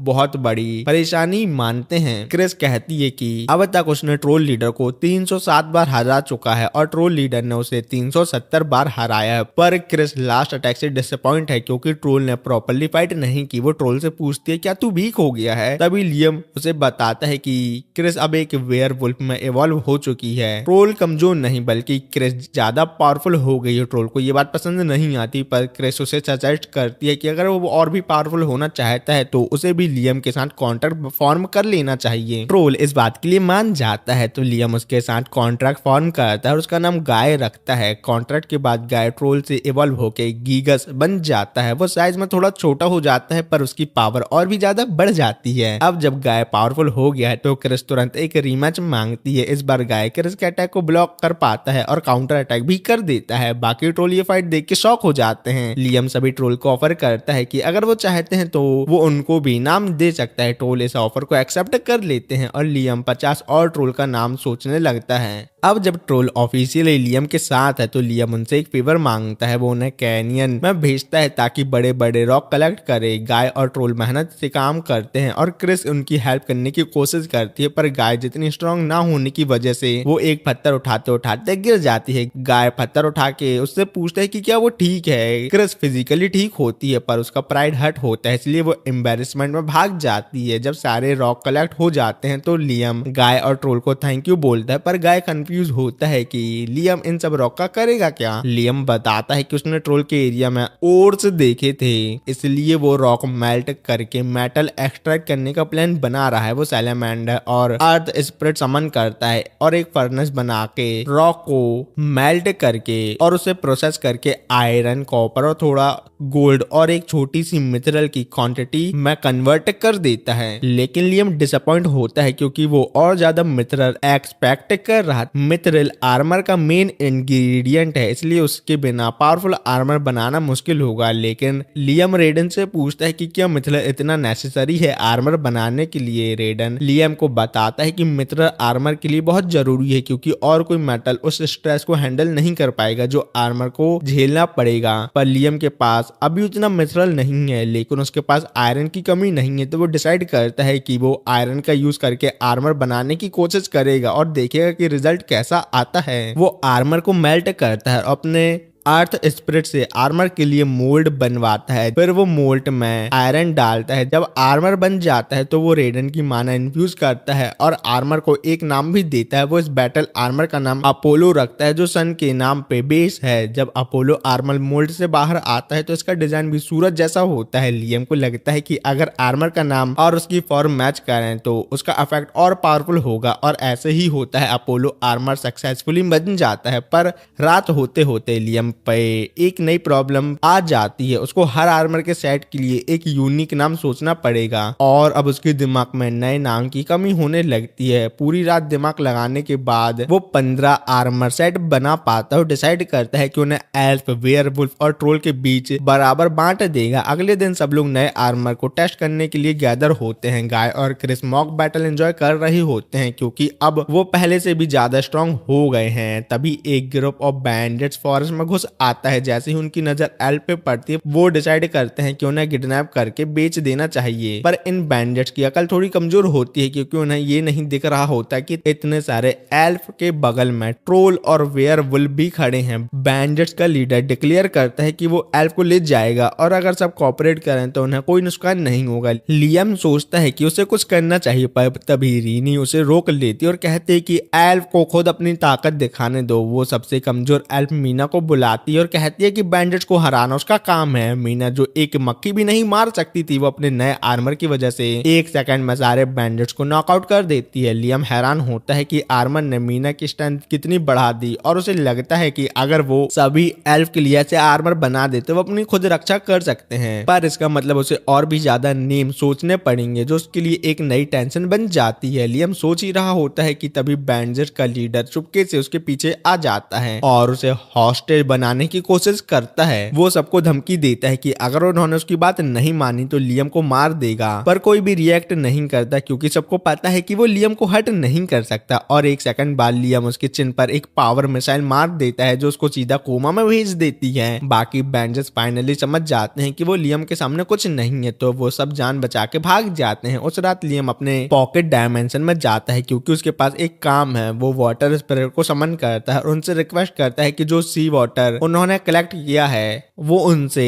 नमक निकालें ताकि विलेज के लोगों को नमक मिल सके। वाटर स्पिरिट इस बात के लिए मान जाती है, पर तभी एक वाटर स्पिरिट आगे आती है जो लियम से बात करना चाहती है। पहले तो लियम उसे पहचान नहीं पाता, पर तब वो बताती है कि ये वही वाटर स्पिरिट है जिसे लियम ने कॉन्ट्रैक्ट फॉर्म किया था। वो लियम का थैंक करती है क्योंकि उसके साथ कॉन्टेक्ट होने के बाद उसकी पावर बहुत ज्यादा बढ़ गई है। अब तो वो फिजिकली ऑब्जेक्ट को पोजेस भी कर सकती है। स्पिरिट मोनार्च यूजुअली स्पिरिट को फिजिकली वर्ल्ड में ज्यादा इंटरफेयर करने नहीं देता, पर लियम को ये सुनकर इंटरेस्ट आता है कि स्पिरिट मोनार्च सच में एग्जिस्ट भी करता है। पर उससे और ज्यादा ये बात एक्साइट करती है कि स्पिरिट ऑब्जेक्ट को पोजेस कर सकती हैं। मिड लेवल स्पिरिट से लेकर हाई लेवल स्पिरिट तक अगर कोई आर्मर पोजेस करे तो वो बहुत ही पावरफुल बन सकता है। लियम एक एक्सपेरिमेंट ट्राई करने का सोचता है। सबसे पहले लियम वाटर स्पिरिट का नाम जीरो रखता है ताकि उसको एक बफ मिले। फिर वो एक और बैटल आर्मर बनाता है जो एक वाटर स्पिरिट के शेप में होता है और जीरो को उस आर्मर को पोजेस करने देता है। एक्सपेरिमेंट सक्सेसफुल होता है, इसलिए अब लियम फायर और अर्थ स्पिरिट के साथ भी यही करता है और ये पोजेस बैटल आर्मर रीने, क्रिस और गाय को दे देता है। इन आर्मर की वजह से उनकी पावर और ज्यादा बढ़ जाती है और सब लोग एक्साइटेड हो जाते हैं लियम के लिए लड़ने के लिए। पर लियम का फोकस सिर्फ अपने नेशन की सिक्योरिटी पर है। अब भी उसके पास इतनी मिलिट्री पावर है कि अगर वो चाहे तो आसपास के सारे नेशन पर कब्जा कर सकता है, पर ऐसा करने का लियम का कोई इरादा नहीं है क्योंकि उसके लिए सिर्फ एक चीज इंपॉर्टेंट है, मैजिक को अच्छी तरीके से सीखना। जब लियम अपने किंगडम के काम खत्म कर लेता है तो वो फाइनली घर वापस जाने का डिसीजन करता है। जब वो गिल्ड पहुंचता है तो उसका सामना जॉर्ड और आसूना से होता है जो काफी अपसेट दिख रहे होते हैं क्योंकि लियम बिना कुछ बताए काफी हफ्तों तक गायब था। लियम माफी मांगता है और बोलता है कि उसके पास काफी काम था इसलिए वो उन्हें बताना भूल गया कि वो कहाँ जा रहा है। आसूना कहती है कि कोई टेंशन की बात नहीं है और ये इतना बड़ा इशू भी नहीं है। सबसे इम्पोर्टेंट बात ये है कि वो बस अपने पैसे वापस चाहते हैं। पहले तो लियम को समझ नहीं आता कि वो किस बारे में बात कर रही हैं, क्या मतलब पैसे देने से मुकर रहा है। लेकिन तभी जॉर्डो से याद दिलाती है जब प्रिंसेस स्कारलेट ने लियम को अपना मुंह बंद रखने के लिए पैसे दिए थे तब लियम ने उन दोनों को इस बारे में बताया था। तब लियम ने उनको भी उस पैसे से कुछ पैसे दिए थे जो कि एक बड़ा सा गोल्ड कॉइन से भरा हुआ चेस्ट था। तब उन्होंने लियम को अपने पैसे संभालने के लिए दे दिए थे। आसुना और जॉर्ड पहले हेजिटेट कर रहे थे पैसे लेने के लिए, क्योंकि वैसे भी वो चाहे तो भी लियम का सीक्रेट किसी को नहीं बता सकते, क्योंकि वो दोनों लियम के फैमिलियर जो हैं, पर लियम किसी को भी ऑर्डर नहीं देना चाहता था, इसलिए उसने कहा कि बस ये पैसे ले लो। आखिर में आसुना और जॉर्ड भी मान जाते हैं, लेकिन उन्हें अपने पास इतने सारे गोल्ड कॉइन रखना सेफ नहीं लग रहा था, इसलिए उन्होंने लियम से कहा कि वो हमारे पैसे अपने पास रख ले जब तक उनको जरूरत ना हो, और अब उन्हें उन पैसों की जरूरत आ गई है। फिर लियम उनके पैसे वापस देने के लिए मान जाता है, लेकिन वो क्यूरियस होता है कितने पैसे का वो दोनों करेंगी क्या। फिर थोड़ी देर बाद वो दोनों लियम को ग्रिम वॉर स्टोर ले जाते हैं और लियम के लिए ग्रिम वॉर खरीदते हैं गिफ्ट के तौर पर। लियम ग्रिम वॉर देखकर रियलाइज करता है कि ये स्पेल उसने कभी पहले नहीं देखा, तो वो आसुना और जॉर्ड का धन्यवाद करता है इस गिफ्ट को देने के लिए। उसके बाद तीनों वापस गिल्ड आ जाते हैं और तब जॉर्ड और आसुना को पता चलता है कि लियम एक्चुअली एक पूरा नेशन बना रहा है, इसलिए वो इतने टाइम तक बिजी था। लियम उनसे पूछता है कि अब वो क्या करना चाहते हैं, या तो उसके नेशन को ज्वाइन कर सकते हैं या फिर यहाँ रहकर हंटिंग कंटिन्यू कर सकते हैं, लेकिन ये डिसीजन उनके लिए कोई डिफिकल्ट नहीं था, क्योंकि वो दोनों वहां ही रहेंगे जहां लियम रहेगा। लियम ये सुनकर खुश हो जाता है, पर वो तुरंत अपने नेशन में नहीं जाना चाहता, क्योंकि लियम पहले नई ग्रिम वॉर को मास्टर करना चाहता है। वो उस ग्रिम वॉर का स्पेल कास्ट करता है जो कि डस्ट बॉक्स होता है, और लियम बहुत ही जल्दी वो स्पेल भी मास्टर कर लेता है। जॉर्ड और आसुना ये देखकर सरप्राइज हो जाते हैं कि लियम ने न्यू स्पेल इतनी जल्दी मास्टर भी कर ली, पर उन्हें अभी तक पता नहीं होता कि ये स्पेल एक्चुअली करता क्या है। फिर लियम बताता है कि डस्ट बॉक्स एक आइटम बॉक्स जैसा ही है जिसमें चीजें स्टोर की जा सकती हैं, पर एक मेजर डिफरेंस है, वो एक छोटी सी फिश का पीस डस्ट बॉक्स में 1 मिनट के लिए रखता है और जब बाहर निकालता है तो वो पूरा का पूरा सड़ चुका होता है। आसुना और जॉर्ड ये देखकर हैरान हो जाते हैं, पर वो पूछते हैं कि ये स्पेल यूजफुल है या नहीं, तो लियम भी सोच नहीं पाता कि इस स्पेल का अच्छा यूज हो भी सकता है या नहीं। तभी उसकी नजर एक वेट्रेस पर पड़ती है जो वाइन सर्व कर रही है, और उसके दिमाग में एक आइडिया आता है। वो भागकर 1 घंटे बाद एक बॉटल फ्रेश ग्रेप जूस लाता है। उसकी थ्योरी ये होती है कि अगर वो इसमें थोड़ी देर ईस्ट मिलाकर डस्ट बॉक्स में डाले तो ये जल्दी वाइन बन जाएगी। वो एक्सपेरिमेंट कर और 5 मिनट के लिए ग्रेप जूस डस्ट बॉक्स में डाल देता है। जब वो जूस बाहर निकालता है तो वो एक हाई क्वालिटी वाइन बन चुकी होती है। ये देखकर वो और एक्सपेरिमेंट करने का सोचता है। वो अपने घर जाके 10 डिफरेंट बॉटल में ग्रेप जूस डालते हैं और हर बॉटल को 1 घंटे के गैप में डस्ट बॉक्स में डालता है। जिस बॉटल में 10 लिखा है वो 10 घंटे के लिए अंदर थी, और ऐसा ही बाकी बॉटलों के साथ भी था।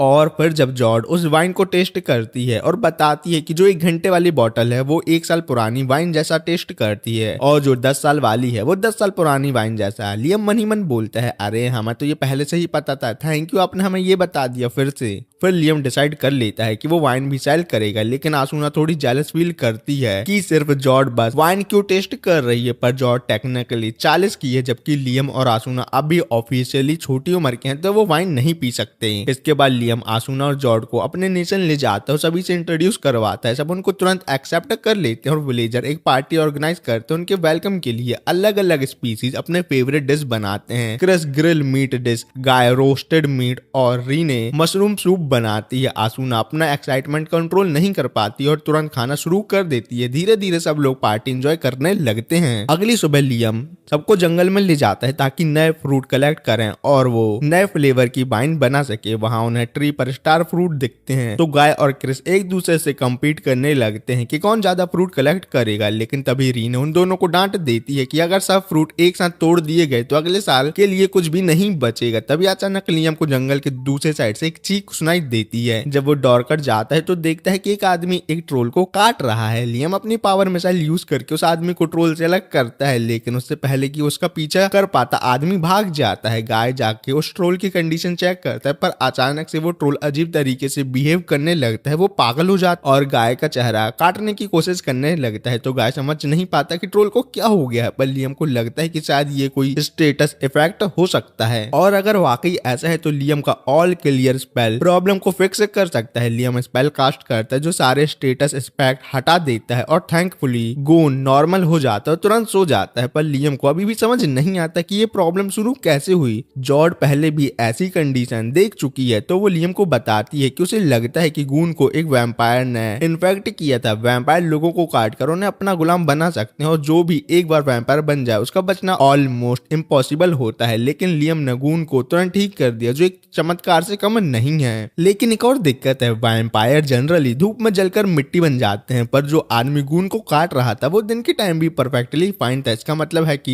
ये कोई नॉर्मल वैम्पायर नहीं है बल्कि एक ड्रैकुला हो सकता है। ड्रैकुला की म्यूटेंट वैम्पायर होता है जो सिर्फ हर कुछ सेंचुरीज में एक बार पैदा होता है। जब ड्रैकुला किसी वैम्पायर आर्मी का लीडर बनता है तो उसके अंडर सब वैम्पायर और भी पावरफुल हो जाते हैं और दिन के टाइम भी सरवाइव कर सकते हैं। अगर वाकई ये ड्रैकुला है तो ये एक बहुत बड़ी प्रॉब्लम होने वाली है। तो लियम डिसाइड करता है कि पहले वो सिचुएशन इन्वेस्टिगेट करेगा और फिर काउंटर मेजर लेगा। वो एक स्काउट को भेजता है ड्रैकुला के ट्रेस ढूंढने के लिए, पर जब स्काउट वापस आता है तो बैड न्यूज लेकर आता है। 10 किलोमीटर नॉर्थ में उसने वैम्पायर देखे हैं और उनकी संख्या 10,000 से भी ज्यादा है। ये सुन के सब लोग टेंशन में आ जाते हैं क्योंकि विलेजर वैम्पायर के सामने बहुत कम है। ये वैम्पायर इतने ज्यादा इसलिए हैं क्योंकि इस पूरे एरिया के सारे क्रिएचर इंक्लूडिंग ऑर्क, गॉब्लिन और दूसरी स्पीसीज सब वैम्पायर में बदल चुके हैं और सब वैम्पायर दिन के समय भी फ्रीली घूम रहे हैं। इसका मतलब है कि ड्रैकुला की पावर बहुत ही ज्यादा स्ट्रांग है। जनरली वैम्पायर बहुत शांत होते हैं लेकिन ड्रैकुला के कंट्रोल में ये सब वायलेंट और डिस्ट्रक्टिव बन जाते हैं। गाय कहता है कि हमें इनसे पहले निपटना होगा वरना ये और भी ज्यादा डिस्ट्रक्शन फैला सकते हैं, पर जॉर्ड और आसुना को लगता है कि वैम्पायर से सीधा टकराना बहुत ही रिस्की होगा। लियम एग्री करता है पर फिर भी वो कुछ ना कुछ तो करना चाहता है। वो सबको बोलता है कि आसपास के सभी विलेज को